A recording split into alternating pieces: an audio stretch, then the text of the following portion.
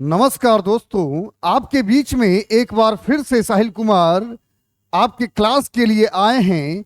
लेकिन इस बार का जो पैटर्न है कुछ अलग है, कुछ अलग तरीका है।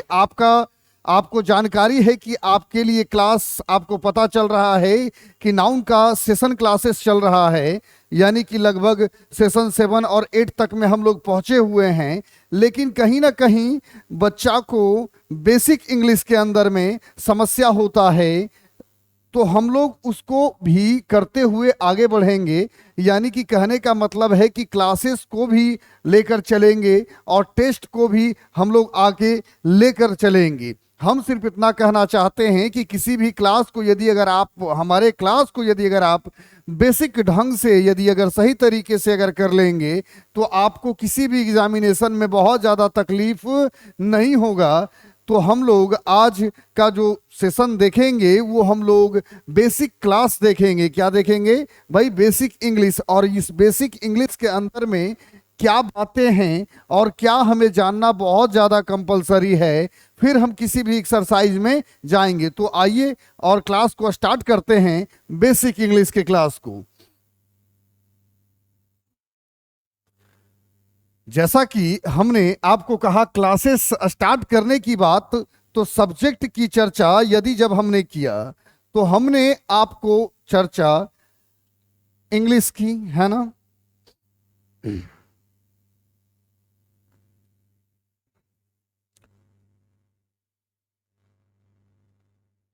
यानी कि इंग्लिश की जब यदि अगर बाबू चर्चा यदि अगर की जाए, तो आपको जाहिर सी बात है, आपको पता है कि सर जी इंग्लिश लैंग्वेज अगर हम कहते हैं तो जनरली हम इसे कहते हैं इंग्लिश लैंग्वेज। और सभी हमारे स्टूडेंट्स को पता होगा कि भाई इंग्लिश का जो हिंदी अर्थ होता है वह क्या होता है? अंग्रेजी। यानी कि इंग्लिश की चर्चा यानी अंग्रेजी की चर्चा हो रही है। अब हमने कहा कि भाई इंग्लिश और इसका हिंदी जो शब्द है वह आपका अंग्रेजी, इसको हम इंग्लिश लैंग्वेज के तौर पर हम लोग जानते हैं। तो जब हम चर्चा क्लासेस की यदि अगर करते हैं, तो जब हम इंग्लिश की क्लासेस की चर्चा करते हैं बाबू, तो इसका एक बेसिक आधार है कि आखिर इंग्लिश की शुरुआत किस प्रकार से हुई है। तो इंग्लिश की शुरुआत की हम चर्चा हम करेंगे, लेकिन उस पर एक सबसे ज़्यादा जो इम्पोर्टेंट रोल निभाता है, भाई इंग्लिश की अगर चर्चा हमने किया तो एक लैटिन और एंग्लो नाम का व्यक्ति था, जर्मन सेटलर था। वह इंग्लैंड के अंदर में जाकर और एक भाषा बोला, है ना? और वहीं से इंग्लिश शब्द की उत्पत्ति हुई, यानी कि वहीं से ओरिजिन हुई किस चीज की? तो इंग्लिश की। लेकिन सवाल है कि हम लोग ग्रामर के अंदर में जब हम लोग चर्चा करते हैं, तो ग्रामर के अंदर में क्या इंपॉर्टेंट है और किस चीज को हमको जानना बहुत ज्यादा जरूरी है। और कहीं ना कहीं हमारे जितने भी स्टूडेंट हैं या जितने भी जनरल स्टूडेंट होते हैं, जनरल कंपटीशन वाले, उनको कहीं ना कहीं उस बात का समस्या होता है, बेसिक चीज पता नहीं होता है, तो ट्रबल उनके साथ में बहुत ज़्यादा आता है। तो बेसिक स्ट्रक्चर क्या है? तो जैसा कि आप कहीं ना कहीं पढ़े होंगे, और क्या पढ़े होंगे कि भाई बेसिक स्ट्रक्चर क्या है? तो बेसिक स्ट्रक्चर बाबू सब्जेक्ट क्या कहता है? सब्जेक्ट। और हमने कहा कि सब्जेक्ट के बाद आपका क्या आना है भाई? भर्ब। क्या आना है? भर्ब। और कहता है कि भर्ब और उसके बाद आपका क्या आता है? ऑब्जेक्ट। सभी स्टूडेंट को पता है कि सब्जेक्ट क्या है, भर्ब क्या है और ऑब्जेक्ट क्या है। लेकिन हम इसको थोड़ा सा अलग तरीके से आज देखेंगे, क्योंकि जनरल कंपटीशन में आपको पता है कि इंग्लिश की इंपॉर्टेंस क्या है, और जब तक इसको डीप रूटेड जाकर हम नहीं देखें तब तक समस्या समाधान नहीं होगा। तो सब्जेक्ट की चर्चा, भर्ब की चर्चा और ऑब्जेक्ट की चर्चा कर रहे हैं बेटा। तो सब्जेक्ट का मतलब हिंदी अर्थ पे विशेष नहीं जाना है कि सब्जेक्ट का मतलब कर्ता होता है, भर्ब का मतलब क्रिया और ऑब्जेक्ट का मतलब एनीथिंग। हम लोगों को इंग्लिश वर्ड से इंग्लिश वर्ड को समझ लेना है। Subject that mean subject. आखिर ये सब्जेक्ट क्या होता है बेसिकली हम आपको बताएंगे।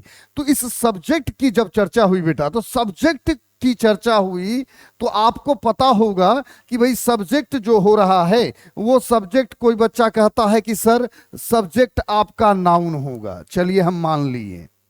आपकी बात को हम मान लिए।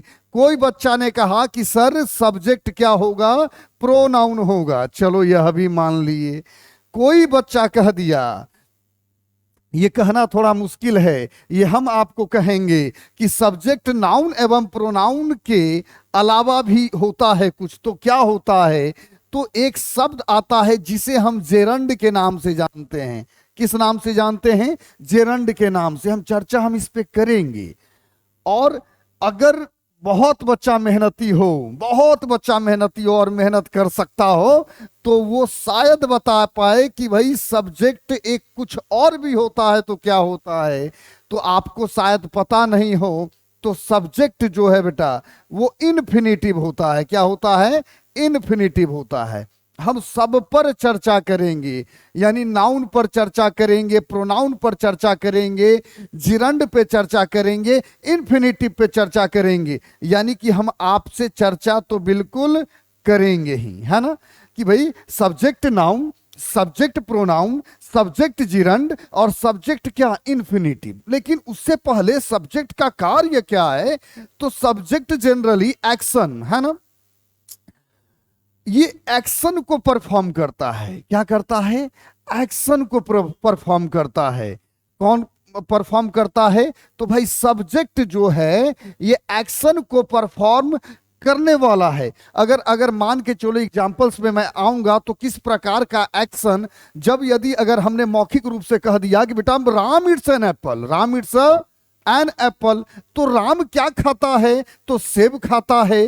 तो राम जो है यहाँ पे एक्शन को क्या कर रहा है? रिलीज कर रहा है। और जो ऑब्जेक्ट है ना, ऑब्जेक्ट जो है ये यहां पर क्या कर रहा है? रिसीव कर रहा है। यानी कि object is a receiver and subject is a performer. क्या है? Is a performer. अगर एक शब्दों में समझो तो ये बेटा जो है वो आपका परफॉर्मर है। क्या है? परफॉर्मर है। और ये जो है वो क्या है? रिसीवर है। क्या है? रिसीवर है। अब रिसीवर और कहता है परफॉर्मर, हम इस पे चर्चा करेंगे कि कौन रिसीव करेगा और कौन क्या करेगा। ये करेगा, जैसे मान लो सिंपल शब्दों में मैं समझा दूंगा आपको कि भाई ये रिसीवर और ये क्या। हमने कहा कि राम, क्या बोला? राम। अब हमने बोला किल्ड, क्या बोला?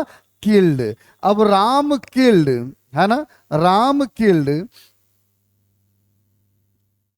है ना, राम किल्ड रावण। हमने क्या कह दिया? Ram killed Ravan.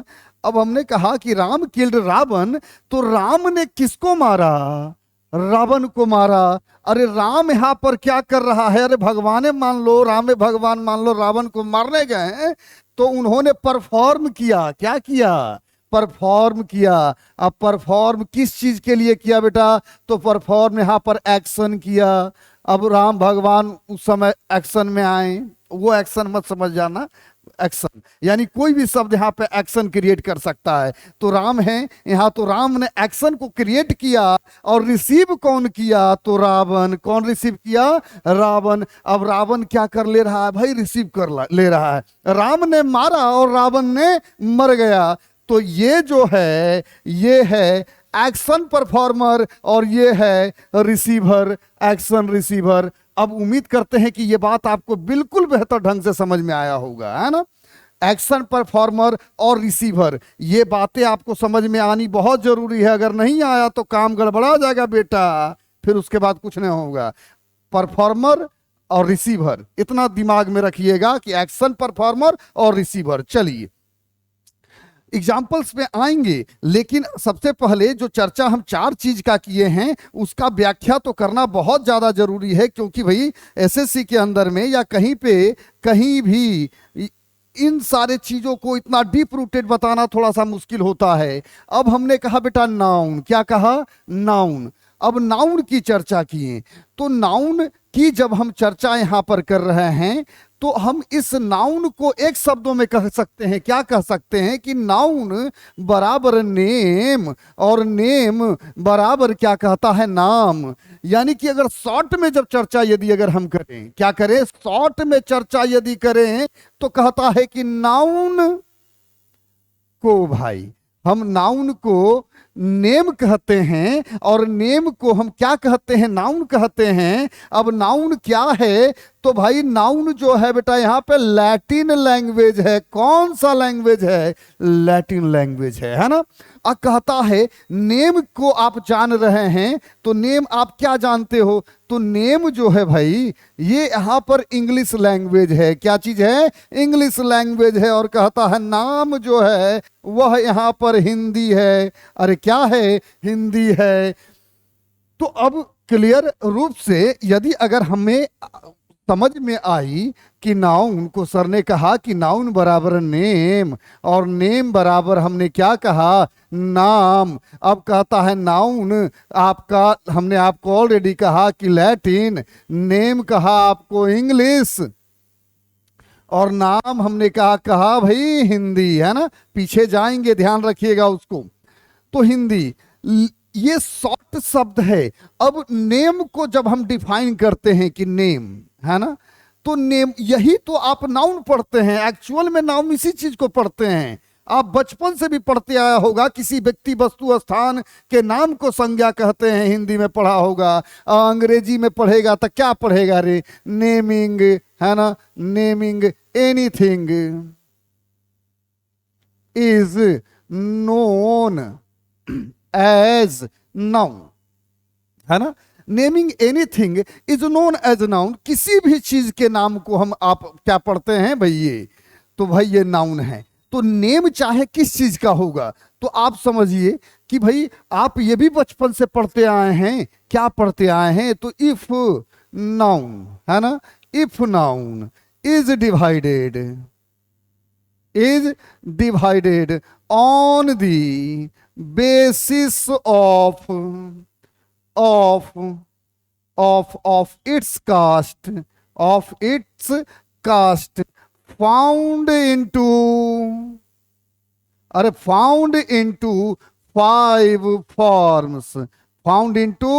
five forms।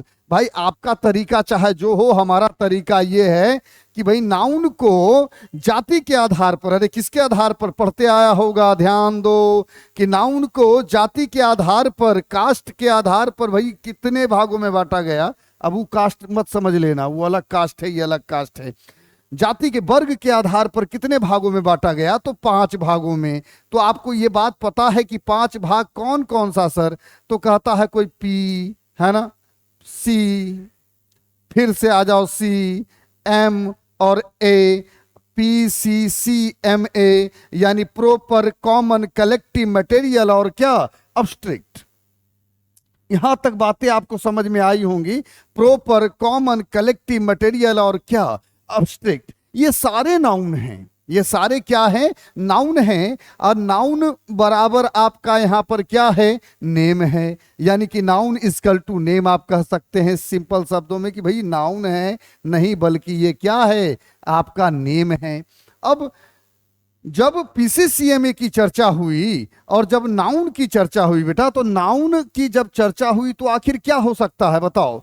Noun की जब एग्जाम्पल्स की यदि अगर मैं चर्चा कर दूं तो आपको बेहतर ढंग से पता है कि भाई एग्जाम्पल्स क्या होगा। तो चलो एग्जाम्पल्स की यदि अगर मैं चर्चा करूं नाउन का, तो नाउन आप जानते हैं हमने राम,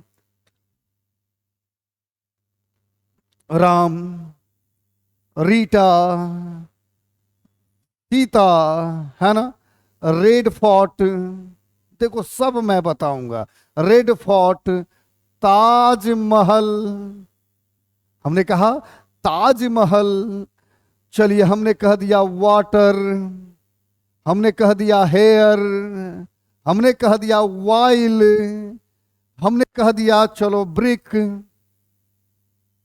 है ना, हमने कह दिया, आप कह सकते हैं बहुत सारे शब्द हैं जैसे ब्रिक, या फिर हमने कह दिया भाई किसी भी नाम को ले लिए, हमने कह दिया पटना, है ना, हमने कह दिया भाई बिहार, है ना, हमने कह दिया पीपल, देखो हमने कह दिया पब्लिक, हमने कह दिया पीजेंट्री, हमने कह दिया जेंट्री। देखो एग्जाम्पल्स खत्म नहीं होंगे हमारे पास में। जेंट्री यानी कि जितने भी शब्द हैं, लेकिन सवाल ये है कि चलो ये क्या है इसकी विशेषता, जब मैं नाउन में जाऊंगा तो मैं वहां पे चर्चा करूंगा कि भाई कौन सा शब्द कहां पे हम उपयोग करेंगे, कौन सा शब्द हम कहां पे उपयोग करेंगे। अब ये जेंट्री है, तो लेकिन इसके अलावा भी हमने आपको कुछ कहा, तो क्या कहा कि अगर मान के चलो कि भाई शब्द है राइटिंग, क्या बोला, राइटिंग, अभी डिस्कस होगा, इस एग्जांपल को ध्यान से देखिए। हमने कहा राइटिंग, हमने कह दिया स्लीपिंग, है ना, हमने कह दिया स्लीपिंग, हमने कह दिया भाई स्मोकिंग, क्या कह दिया, स्मोकिंग। अब बच्चा कंफ्यूज होता है कि सर ये तो वर्ब का चौथा फॉर्म है, क्या नाउन होगा। तो हमने कहा Ram, Rita, Sita, Red Fort, Taj Mahal, water, hair, wild brick, Patna, Bihar, people, public, peasantry, gentry, है ना, स्लीपिंग, वाटर, एयर, ये सब क्या है, नाउन है। वाटर, एयर, ये जितने भी शब्द हैं ये क्या हैं, नाउन हैं। यानी कि सिंपल शब्दों में समझा जाए तो पीसीसीए में प्रॉपर कॉमन कलेक्टिव मटेरियल और अब्स्ट्रैक्ट टोटल के टोटल क्या हैं, नाउन हैं। लेकिन हम आएंगे पीछे, अब क्यों होगा ये वर्ब का चौथा रूप, इस पे भी पीछे आएंगे, है ना। आप उम्मीद करते हैं सब आप लिखते जा रहे होंगे या स्क्रीनशॉट लेते जा रहे होंगे। हम यहाँ पे हैं, मेन इंग्लिश यहीं पे है ना। अब सब्जेक्ट की चर्चा हुई, नाउन, प्रोनाउन। अब नाउन की जब चर्चा हुई तो हमने ऑलरेडी आपको चर्चा कर दिया कि मुख्य रूप से क्या हो सकते हैं और क्या नहीं। लेकिन अब चर्चा अगर हम प्रोनाउन का करेंगे, किस चीज का करते हैं, प्रोनाउन का करते हैं, तो प्रोनाउन के विषय में भी आपको पता है भाई कि क्या होना चाहिए, है ना। तो प्रोनाउन के विषय में यदि मैं चर्चा करूं, है ना, तो प्रोनाउन आपका डैट मीन्स क्या, तो इसको आप समझिएगा कि प्रोनाउन, तो इसको आप एक शब्दों में समझिए कि इंस्टीड, इंस्टीड, और कहता है इन प्लेस, इंस्टीड या फिर इन प्लेस, तो क्या, तो कहता है कि प्रो डैट मीन्स, जब आप इसको ब्रेक करोगे तो प्रो प्लस क्या यहां पे दिखेगा, नाउन, यानी कि पूर्व का स्थान। तो हमारे कहने का जो अर्थ है कि प्रोनाउन मतलब क्या, तो कहता है इंस्टीड ऑफ और इन प्लेस ऑफ, क्या, तो कहता है नाउन इक्वल टू आपका क्या जाना है बेटा, तो प्रोनाउन।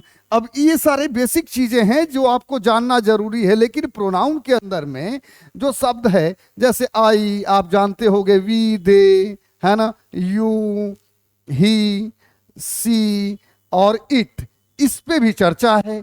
आई, वे, दे, ही, सी और क्या कहता है, इट। यदि अगर बेसिक मन से पढ़ाना होगा तो एक क्लास में कभी खत्म नहीं होगा बढ़िया से, मगर हम कोशिश करेंगे कि इसको 40 मिनट 50 मिनट में खत्म कर दें, है ना। आई, वी, दे, यू, ही, सी और इट, ये जितने भी शब्द हैं, देखो इसको भी दो भागों में बांट दूं। कितने भागों में बांट दोगे, दो भागों में, आई, वी, दे और यू, और कहता ही, सी और इट। अब आप सोच रहे होंगे हम क्यों दो भागों में बांटे हैं, तो इस पे हम चर्चा बिल्कुल करेंगे आपके साथ में। तो अब आई, वी, दे और यू को एक कॉलम में रख दिए, ही, सी, इट को एक कॉलम में रख दिए, प्रोनाउन को जान लिए हम, नाउन को जान लिए हम, तो हम पीछे आते हैं और खोज के जानते हैं कि भाई जीरंड वाला कौन सा गया, है ना। तो आ गया यहां पे। अब कहता है कि ये जिरंड की जब चर्चा हो रही है बेटा, तो जिरंड दैट मीन्स क्या, तो जिरंड कहने का मतलब है, देखो जब नाउन, आपको ये बात पता होगा कि जब नाउन की उत्पत्ति हुई है तो उससे पहले एक अलग चीज की उत्पत्ति हुई है। नाउन जो है ना, नाउन जब है ये बहुत बड़ा है। तो नाउन को आप दो फॉर्मेट में आप समझते हैं, जिसे डायरेक्ट बोलते हैं और एक तरफ से क्या बोलते हैं बेटा, इनडायरेक्ट बोलते हैं। अब डायरेक्ट का मतलब क्या, डायरेक्ट कहने का मतलब यह है कि जो आप प्रॉपर कॉमन कलेक्टिव मटेरियल और अब्स्ट्रैक्ट पढ़ते हैं ये आपके डायरेक्ट नाउन हैं। लेकिन कहता है कि वैसा वर्ब का चौथा फॉर्म जो नाउन के रूप में कार्य करे, वर्ब का चौथा फॉर्म जो नाउन के रूप में कार्य करे, जिसे आप यहां पे किस फॉर्म में जानते हैं, जिरंड के नाम से जानते हैं। किस नाम से जानते हो, जिरंड के नाम से जानते हैं। किस नाम से, हम इसे इनडायरेक्ट नाउन के नाम से भी जानते हैं। आपको उम्मीद है कि समझ में आ रहा होगा। देखो या फिर से मैं लिख दूं, नाउन को दो भागों में, डायरेक्ट और इनडायरेक्ट। डायरेक्ट में कह दिया गया पीसीसीए में क्लियर शब्दों में, और इनडायरेक्ट में कह दिया गया, क्या कह दिया गया, जिरंड। क्या कह दिया गया, जिरंड, है ना। यहां आप ध्यान से समझिए, यानी कि वर्ब का वैसा फॉर्म जो सब्जेक्ट के स्थान पर आकर बैठ जाए, है ना, और नियम को बदलने पे मजबूर कर दे, दैट मीन्स जिरंड। अब ये सब्जेक्ट के स्थान पर भी आ सकता है, अब बेटा ऑब्जेक्ट के भी स्थान पर आ सकता है, इसमें कहीं से भी कोई दो राह नहीं है। या तो कुछ नियमों के साथ में ये बंध कर भी आ सकते हैं, है ना। तो जिसको जिसको स्क्रीनशॉट लेना है ले लो। अब कहता है नाउन को हम जिरंड को जाने, प्रोनाउन को जान लिए, नाउन को जान लिए, अब चर्चा किसकी, इन्फिनिटिव की। थोड़ा इन्फिनिटिव की भी चर्चा कर ले। तो आप इन्फिनिटिव दैट मीन्स क्या समझते हो, 2+V1। अब हमने कहा कि सब्जेक्ट है भाई, तो सब्जेक्ट नाउन हो सकता है, सब्जेक्ट प्रोनाउन हो सकता है, सब्जेक्ट जेरंड हो सकता है, सब्जेक्ट इन्फिनिटिव हो सकता है। तो कहने का मतलब है कि ये आप सब्जेक्ट का रेंज जो है वो बहुत बड़ा है। रेंज क्या है, बहुत बड़ा है ना। इसको आराम आराम तरीके से समझा जा सकता है। एक क्लास में ना हम तुमको समझा सकते हैं और ना एक क्लास में तुम समझ सकता है, लेकिन इतना आपको दिमाग में आया भाई, इन्फिनिटिव है, जिरंड है, नाउन है और प्रोनाउन है। अब थोड़ा जब हमने चर्चा की, चलिए जब हमने चर्चा की एग्जाम्पल्स की, तो अब एग्जाम्पल्स पे थोड़ा सा आ जाते हैं फिर से एक बार। हमने कहा Ram, Rita, Sita, Red Fort, Taj Mahal, water, hair, while, brick, Patna, Bihar, people, public, peasantry, gentry, writing, sleeping, smoking, etcetera. अब ये इतने शब्द हमने आपको एग्जाम्पल्स में कहे हैं, इसके अलावा और भी अनेक शब्द हो सकते हैं, इसमें कोई डाउट नहीं है बेटा, है ना। लेकिन अब इसका क्या यूज करना है ये भी समझना है ना, और इसका किस प्रकार से यूज करना है। तो हम सब्जेक्ट पर जब आए थे, ध्यान दीजिएगा, सब्जेक्ट पर जब आए थे और कहे थे कि सब्जेक्ट आएगा, वर्ब आएगा और आपका क्या आएगा भाई, तो ऑब्जेक्ट आएगा, यही ना कहा गया। तो अब हमने भाई जब चर्चा की तो सब्जेक्ट को आपको हमने डिफाइन कर दिया कि नाउन हो सकता है, प्रोनाउन हो सकता है, जिरंड हो सकता है और इन्फिनिटिव हो सकता है। वर्ब की भी विशेषता यदि अगर मैं बता दूं तो वर्ब का भी कितना फॉर्म है, गिने चुने फॉर्म है, जिसे अगर आप अगर समझते हैं तो पहला कह सकते हैं हेल्पिंग वर्ब। क्या कह सकते हो, हेल्पिंग वर्ब। अब हेल्पिंग वर्ब डेट मीन्स क्या, जैसे इज, एम, आर, है ना, वाज, वेयर, वी, विन, है ना। अब ये शब्द आते हैं हैज, हैव और क्या कहता है, हैड, डॉट डॉट। क्लियर है। अगर दूसरे तरीके से जब इसको समझोगे तो आप इसको कह सकते हो भाई कि मॉडल वर्ब, यानी कि मॉडल वर्ब, ये भी एक वर्ब होते हैं। क्लियर है। तो ये क्या होते हैं वर्ब, जिसके अंदर में आप जानते हैं कि भाई कैन, है ना, कुड, शैल, शुड, है ना, मे और माइट, है ना, आउट टू, यूज टू, ये आउट टू,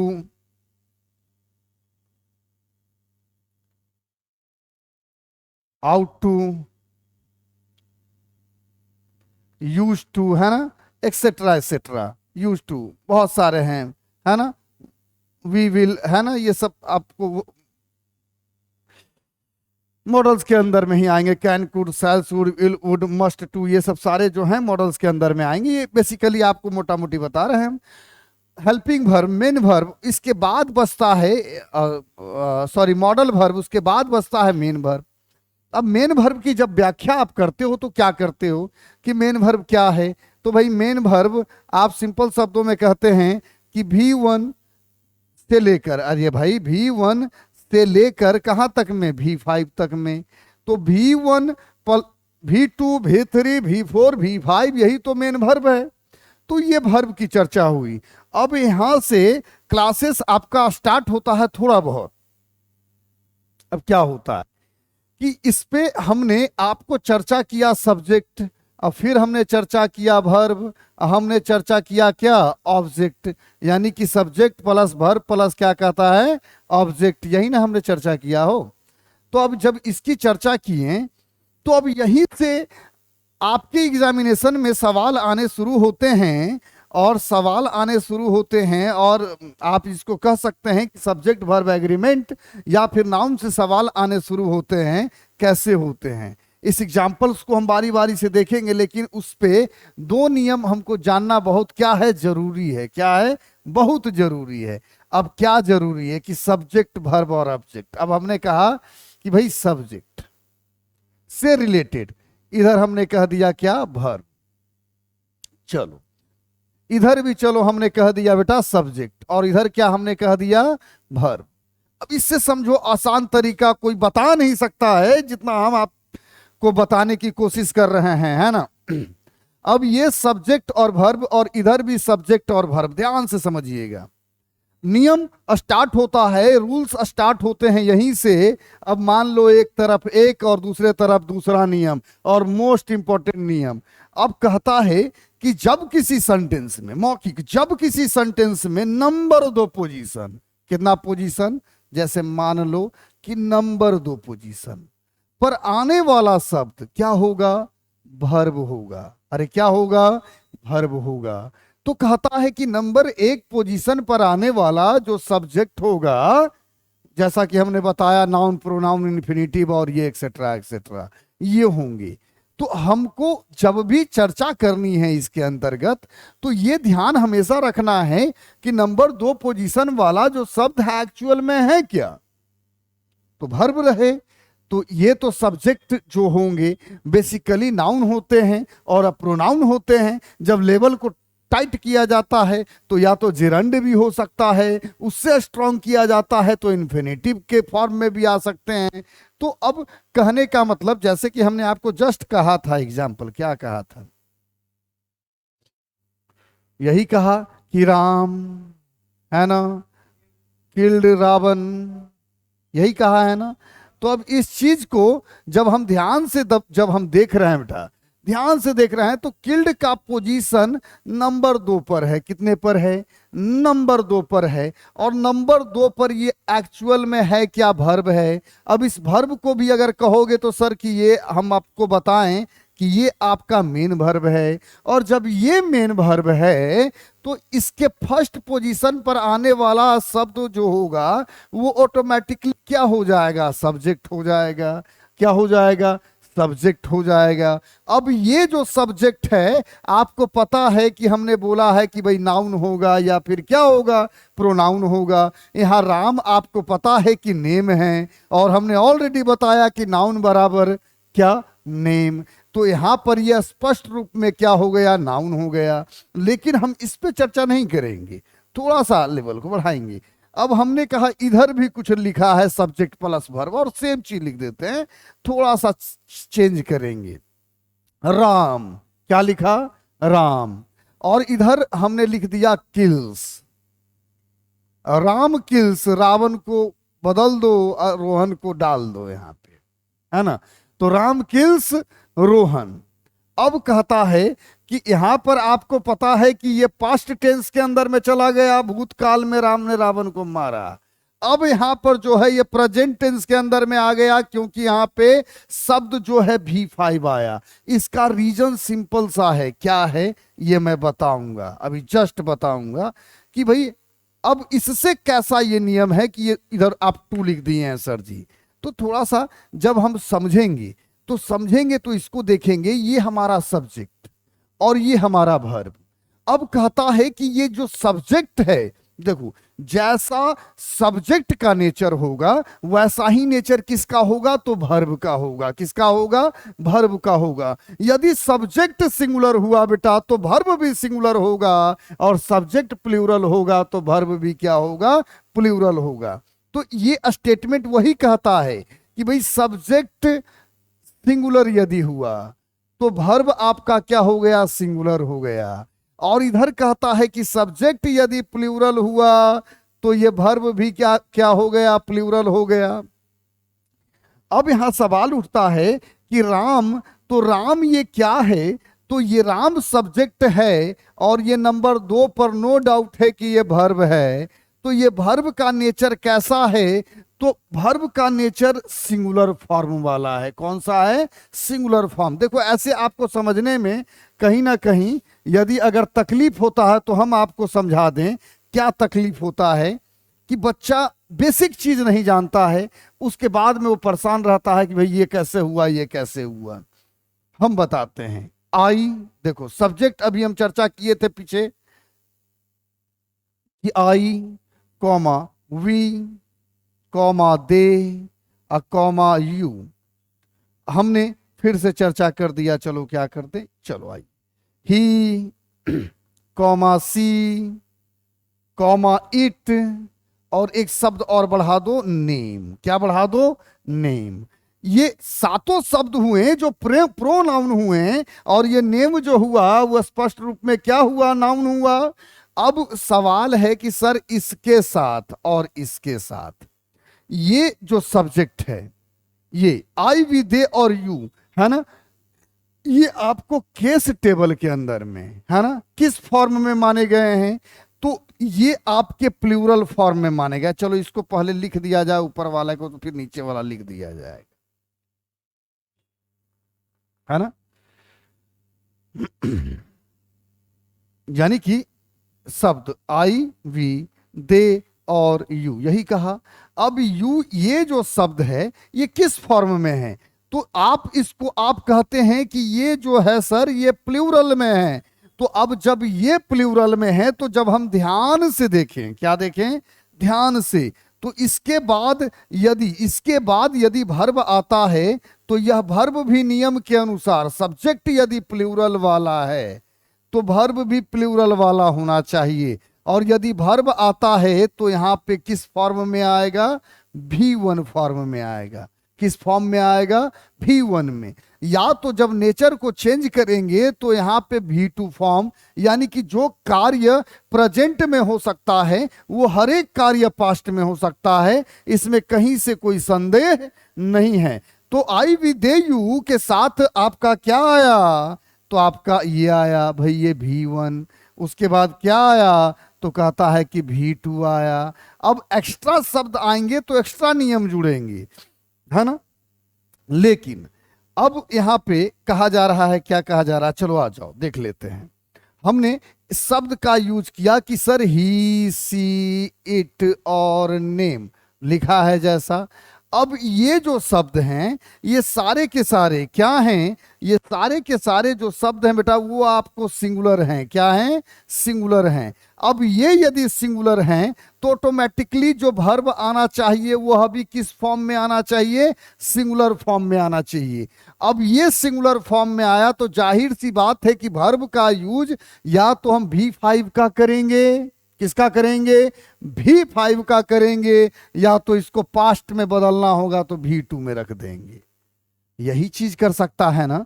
तो इससे हमको सीखने को यही मिलता है, इससे हमको सीखने को यही मिलता है कि सब्जेक्ट यदि सिंगुलर तो वर्ब सिंगुलर, और सब्जेक्ट यदि प्लूरल तो वर्ब प्लूरल। इससे हमको सीखने को क्या मिला कि नंबर 2 वाले पे वर्ब तो नंबर 1 वाले पर क्या? सब्जेक्ट। और सब्जेक्ट का नेचर क्या क्या होगा। उम्मीद करते हैं इतना सारा कुछ अगर बढ़िया से समझ गया तो अब आते हैं एग्जाम्पल्स पे। क्या आते हैं?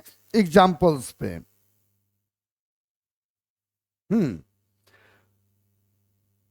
चलिए अब कुछ एग्जाम्पल्स की अगर हमने बात कर दिया, हमने कह दिया चलो एक शब्द मिस्टर कोठारी, क्या कह दिया? Mister Kothari is stupid. अरे मिस्टर कोठारी इज क्या? स्टूपिड। अब आपको समझने में तकलीफ नहीं हो रहा होगा, हमने कहा भाई कि मिस्टर कोठारी जो हैं वो स्टूपिड हैं। अब ध्यान से वही चीज को देख लेना है कि नंबर 2 पर क्या है? तो नंबर 2 पर वर्ब है। तो नंबर 1 पर क्या है? तो सब्जेक्ट है। और सब्जेक्ट है तो किस फॉर्म में है? तो नाउन वाले फॉर्म में है। किस फॉर्म में है? नाउन वाले फॉर्म में है ना। उम्मीद करते हैं कि तुम लोग को बढ़िया से समझ में आ रहा होगा। हमने जैसे चलो कह दिए, कुछ और कह देते हैं। द ताजमहल, सब सुना होगा, है ना, सब सुना होगा। The Taj Mahal is famous for love symbol.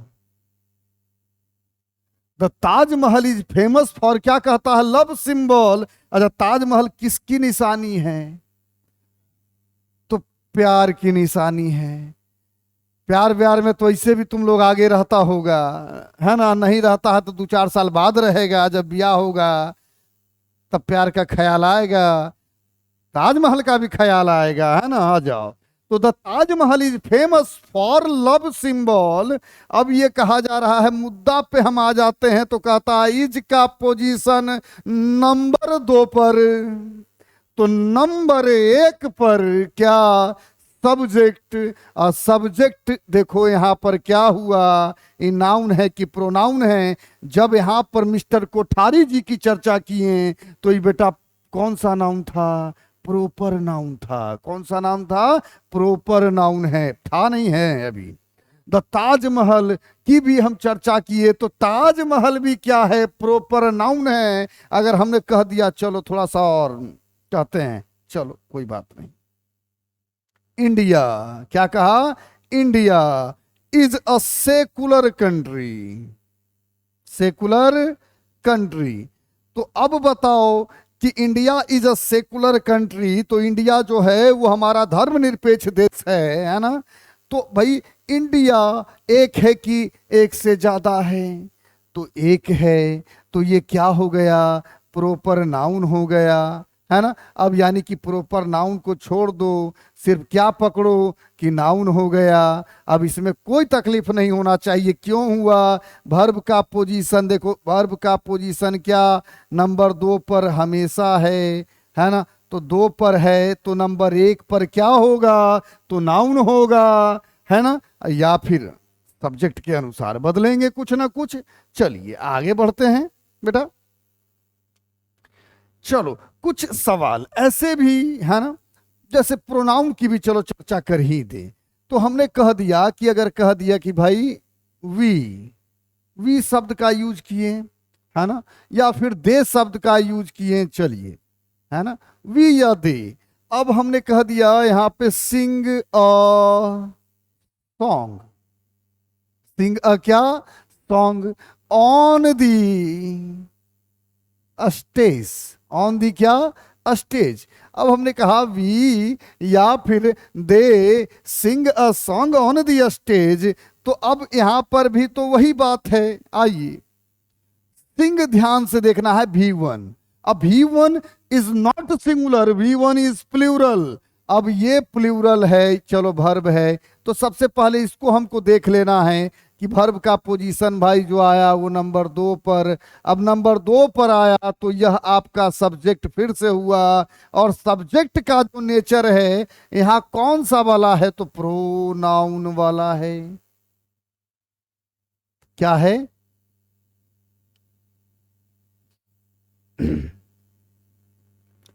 Pronoun वाला है।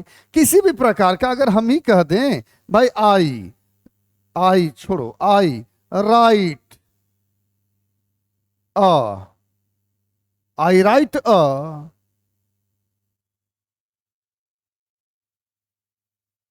पैराग्राफ। क्या कहता है बेटा? I write a paragraph.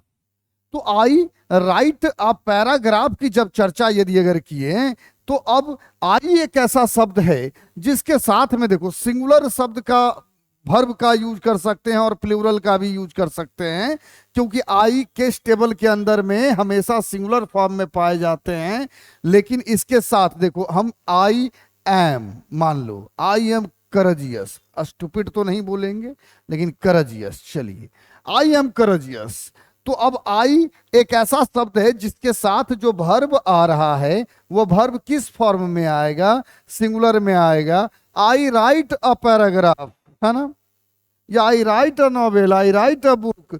तो ये यहाँ पे V1 है, ये किस फॉर्म में आ रहा है? तो प्लूरल फॉर्म में आ रहा है। इस पे हम चर्चा करेंगे आगे, क्लासेस जब स्टार्ट हुई है तो चर्चा बिल्कुल होगी,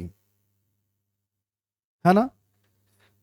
तो जब हम इन सारे चीजों की चर्चा कर रहे हैं तो और भी कुछ एग्जांपल्स की चर्चा कर दे जो आपका नींद हराम करता है ना। अब क्या करता है भाई, ध्यान से देखना है। स्लीपिंग, है ना। अब स्लीपिंग, या अगर हमने कह दिया बहुत ज्यादा खाना, है ना, है ना, बहुत ज्यादा सोना, चलो अब स्लीपिंग छोड़ दो। हमने एक शब्द कह दिया राइटिंग, है ना, लिख रहे हैं हम, तो राइटिंग या स्लीपिंग या एक्सेट्रा एक्सेट्रा शब्दों का यूज करेंगे। तो राइटिंग इज, हमने कह दिया an art, writing is an art. तो ध्यान से जब हम इसको देख रहे हैं तो भाई यहां पे हमको दिख रहा है, क्या दिख रहा है, इज, है ना, इज। अब ये फिर से यहां पर क्या है, तो आपको दिख रहा होगा वर्ब होगा। वर्ब हमने ऑलरेडी बताया किस किस टाइप का हो सकता है। तो अब यहां जो राइटिंग है, बच्चा कंफ्यूज करने की कोशिश करता है कि ये V4 है, लेकिन एक्चुअल में ये V4 नहीं है सर, ये आपका जिरंड है जो कि किस फॉर्म में आ रहा है, सब्जेक्ट के फॉर्म में आ रहा है। अगर हमने कह दिया कि वॉकिंग, क्या कहा, walking is conducive to health. अब टहलना जो है वो सेहत के लिए क्या है, लाभदायक है। अब फिर से हमने पोजीशन वही चेक करना है, नंबर 2, और नंबर 2 पर वर्ब, तो नंबर 1 पर क्या कहता है, सब्जेक्ट। और भाई ये यहां पर आपका किस फॉर्म में आ रहा है, तो सब्जेक्ट के फॉर्म में आ रहा है। ज्यादा खाना, है ना, एक्सेस। अगर हम कहते ईटिंग, है ना, ईटिंग, अगर बहुत, अगर ज्यादा, यदि अगर आप खाते हैं, है ना, तो वहां पर भी ईटिंग शब्द का अगर आप यूज कर दिए सब्जेक्ट पर, है ना, एक्सेस ईटिंग इज हार्मफुल। तो ये सारे सेंटेंसेस हो सकते हैं और ये आपको जेरंड के फॉर्म में आ रहे हैं, V4 के फॉर्म में आ रहे हैं। और ये जो होगा ये आपके सब्जेक्ट के स्थान पर भी आ सकते हैं और ऑब्जेक्ट के भी स्थान पर आ सकते हैं, इसमें कहीं से भी कोई डाउट नहीं है। चलो उम्मीद कर रहे होंगे चला सब कि तुम लोग को बढ़िया से समझ में आ रहा होगा, है ना, बढ़िया तरीके से क्या हो रहा होगा, समझ में आ रहा होगा। यदि अगर समझने में कोई तकलीफ होता है तो आप कमेंट करें और हम आपके प्रॉब्लम का समाधान जरूर करेंगे, है ना। तो आइए थोड़ा सा आगे बढ़ते हैं हम लोग। और एक शब्द और बचा हुआ था, वो जो शब्द था वो क्या था, इन्फिनिटिव। क्या था भाई, इन्फिनिटिव। तो जब इन्फिनिटिव की चर्चा हमने किया था तो भाई इन्फिनिटिव डैट मीन्स क्या, तो हमने कहा कि भाई 2+V1। तो बच्चा कभी कभी कंफ्यूज होता है ना। क्या कंफ्यूज होता है, तो ये कंफ्यूज होता है कि sir to sing is an art. ये सही है कि गलत है, ये सही है कि गलत है, कमेंट में बताना। To sing is an art, तो हमने कहा कि टू सिंग, अब यहाँ पे 2+V1 के फॉर्म में आ रहा हो तो यह भी सब्जेक्ट के रूप में हो सकता है ना। किस रूप में हो सकता है, नाउन नहीं कह सकते हैं इसे, लेकिन सब्जेक्ट कहने में कहीं भी हिचकेंगे हम नहीं। तो ये एक्चुअल में आपका क्या हो सकता है, सब्जेक्ट हो सकता है। अगर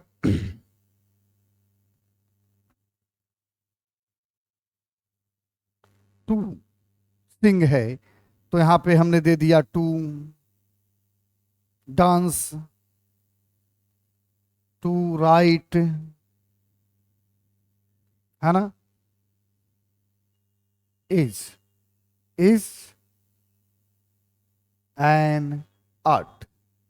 तो बातें वही हुई कि टू इट और टू डांस की भी बात हुई। तो यहां पर आपका शब्द क्या है, तो इन्फिनिटिव है। इन्फिनिटिव डैट मीन्स क्या है बेटा, तो 2+V1 है। और यहां पर भी देखो यही शब्द है कि 2+ राइट, तो यह भी इन्फिनिटिव है। तो उम्मीद करते हैं ना कि इस प्रकार के जो सवाल हैं आपसे कभी छूटे ना। यदि अगर दिक्कत होता है ना तो आप बिल्कुल कमेंट करें, क्लियर है। अगर इसी प्रकार किसी भी एग्जाम्पल्स की ओर आप जाओगे तो अगर हमने कह दिया सी इज देखो राइटिंग यहां पे स्पष्ट हम कर दें, राइटिंग यहां तक अगर है तो ये V4 है। अगर प्लस अगर कहा जा रहा है सी इज राइटिंग अ नॉवेल, क्या कहा जा रहा है? चलो आ जाओ देख लो, थोड़ा देख लो, अंतर यही है ना, कि अगर स्टेटमेंट में कह दिया गया कि सी इज राइटिंग अब स्टेटमेंट को राइटिंग तक अगर है तो फिर धर्म संकट है बेटा, कि राइटिंग शब्द यहां पे एक्चुअल में क्या है। लेकिन अगर कह दिया गया सी इज राइटिंग अ लेटर, क्या कह दिया गया? राइटिंग अ लेटर, तो ये यहां पर V4 के फॉर्म में कार्य कर रहा है। ऐसे आपका कभी भी ये काम नहीं कर रहा है। लेकिन अगर हम कह दें कि आई एम, देखो आई एम, एक एग्जाम्पल से समझने की कोशिश करो, है ना। I am fond of singing, क्या कह रहा है? Singing a song. चलो अ सॉन्ग क्लियर है। अब यहां पे थोड़ा सा इंडिकेट कर लेना है और क्या करना है, आई एम फॉन्ड ऑफ। अब यहां सिंगिंग शब्द है, क्या है? सिंगिंग शब्द है। तो इस सिंगिंग को आप क्या कहोगे? इस सिंगिंग को यहां वर्ब 4 कहोगे? ये बिल्कुल गलत होगा। ये बिल्कुल क्या होगा? गलत होगा। ये यहां पर वर्ब का चौथा फॉर्म है, लेकिन किस रूप में? तो यहां बेटा जेरंड के रूप में। अब देखो क्यों, ये शब्द इसके जस्ट पहले आने वाला शब्द यहां पर क्या है? प्रीपोजिशंस है। अब प्रीपोजिशन है तो इनके बाद आने वाला जो शब्द होना चाहिए वो क्या होना चाहिए? नाउन होना चाहिए। क्या होना चाहिए? नाउन होना चाहिए। यदि अगर नाउन नहीं आया तो फिर मामला गड़बड़ है। बच्चा वर्ब को समझ के ऐसे ऐसे सवाल में एरर करते हैं। लेकिन यहां कहा गया सी इज राइटिंग अ नॉवेल, तो देखो ये बेटा हेल्पिंग वर्ब है, और जब हेल्पिंग वर्ब के बाद यदि V4 आ रहा है तो ये टाइम एंड टेंस के अंदर में चला गया। टाइम और टेंस, है ना, ये काल में चला गया कि भाई सी इज राइटिंग अ लेटर। और वो लेटर क्या कर रहा है? लिख रहा है, यानी कंटिन्यू है, लिखने का कार्य चल रहा है। तो जब काल में चला जाए तो वो टाइम एंड टेंस का स्ट्रक्चर हो जाएगा, और यदि काल में ना जाए तो यहां पर ये जिरंड के फॉर्म में भी चेंज हो जाएगा। उम्मीद करते हैं कि हमार जितना बच्चा सब होगा उसको स्पष्ट रूप से समझ में आ रहा होगा। अगर तकलीफ हो, है ना, तकलीफ हो तो कमेंट करें, और अच्छा लगे तो लाइक शेयर एंड सब्सक्राइब जरूर करते रहें। आज के लिए हम क्लास यहीं पे छोड़ेंगे, लेकिन आपसे हमारा ये प्रॉमिस है कि यदि अगर आपने बेटा बेसिक क्लास अगर मन से अगर कर लिया तो जीवन में कभी भी बेसिक का प्रॉब्लम नहीं रहेगा। बेसिक इंग्लिश ऐसे ही नहीं है, और पढ़ाने में कहीं से भी। चलो ओके, जय हिंद, भारत माता की जय।